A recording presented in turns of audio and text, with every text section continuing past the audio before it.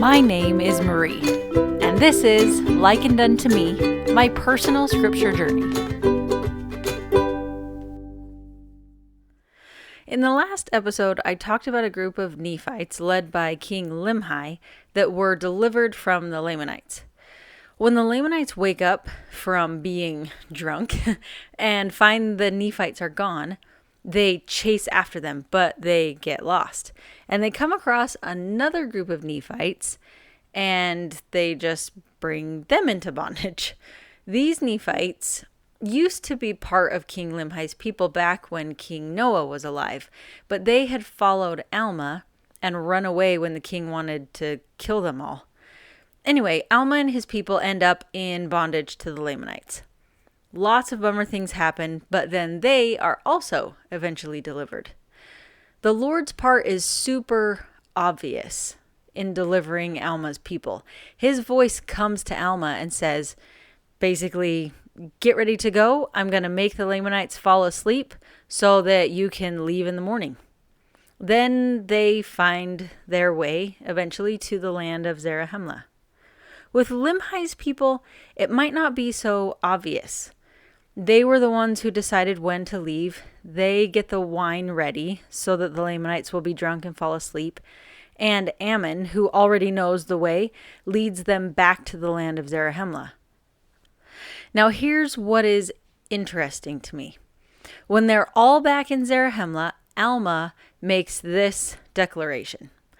And he did exhort the people of Limhi and his brethren, all those that had been delivered out of bondage, that they should remember that it was the Lord that did deliver them.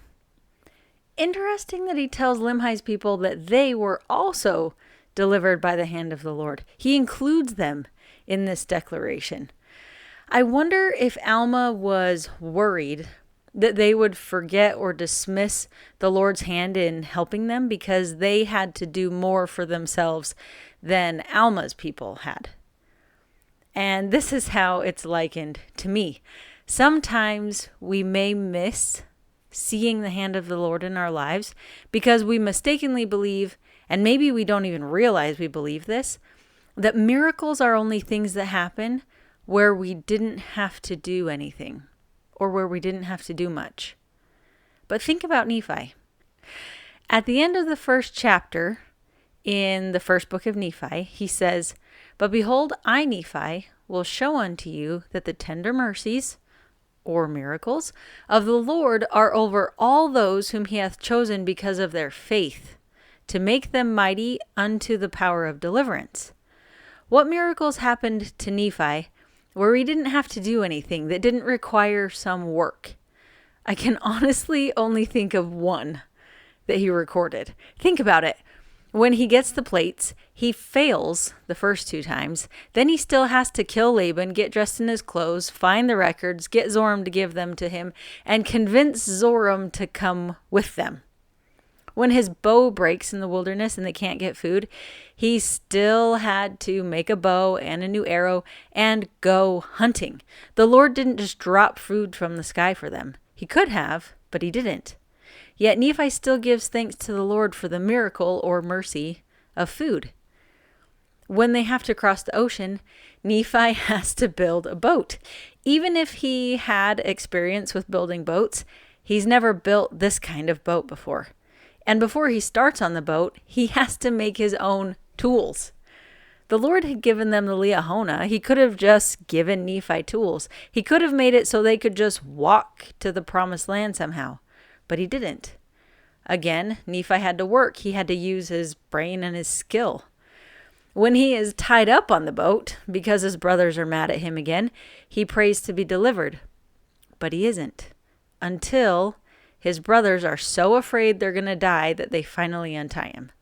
Yet Nephi gives thanks to God for the miracle of being delivered. Really, the only time I can think of that Nephi didn't have to do much during one of the tender mercies he talks about is when he and his brothers are returning to the wilderness with Ishmael's family. Laman and Lemuel want to go back to Jerusalem, so they tie Nephi up to leave him in the desert. Nephi prays for strength to break his bonds, but they're just loosed from his hands and feet. They basically fall off. So in this instance, he doesn't have to do a whole lot of work. But usually, Nephi had to use some of his skills or knowledge or just work hard in order to get things done. But aren't those things from God too? There are 2 prophets in the Book of Mormon who teach this simple truth. Mormon said, "Wherefore all things which are good cometh of God." And Alma said, "For I say unto you that whatsoever is good cometh from God." So Limhi's people were delivered from the Lamanites. Yes, they had to do a little more work in planning than Alma's people, but they were freed. That was good. That was from God. It's that simple. Don't discount something as a miracle or a tender mercy just because you had to do some work too. Even the fact that you could work or use knowledge or skills as part of it is also something from God. And that means there's a whole lot to be thankful for. Thanks for listening. Any quotes or scriptures or stories that I used are cited in the description. This is likened unto me, my personal scripture journey.